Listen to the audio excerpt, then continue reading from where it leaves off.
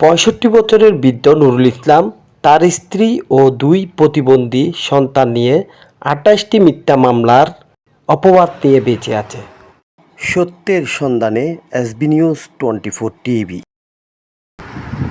আমি মোহাম্মদ হাদি নুরুল ইসলাম, পিতা মৃত্যু কুরবান আলী, মাতা মৃত্যু মাদমা খাতুন, গ্রাম পশ্চিমগুলন্ডি ৭ নম্বর ওয়ার্ড, নুরুল ইসলাম কন্ডাক্টরের বাড়ি, পৌরসভা বলহালি, চট্টগ্রাম। আমি পেশায় একজন সাধারণ কৃষক।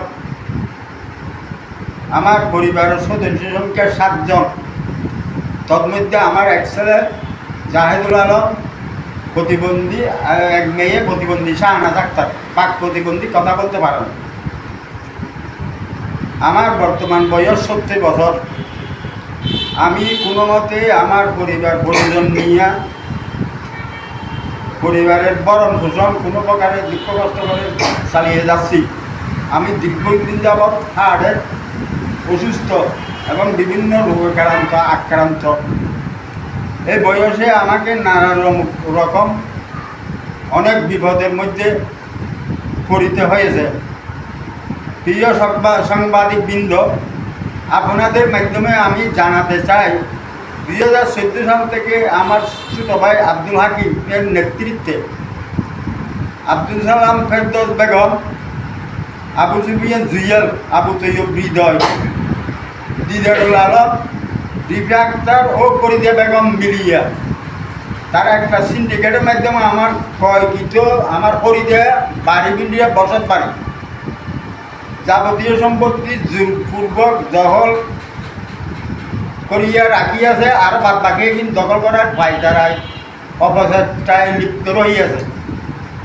আব্দুল হাকিম তারও দলবলের লোকজন নিয়ে 2014 সাল থেকে আজ অবধি আমাকে এবং আমার স্ত্রী কন্যাকে বিভিন্ন ধারায় অবৈধ মেয়েকে টাকার বিনিময়ে মিথ্যা কাবিননামা, জালিয়াত কাবিননামা সৃজন করিয়া মিথ্যা যৌতুক মামলা দিয়া হয়রানি করিয়া আসিতেছে। 2014 সাল থেকে আজ অবধি তারা আমাকে প্রায় 26-27টা মামলা, মিথ্যা মামলা আসামি করিয়েছেন।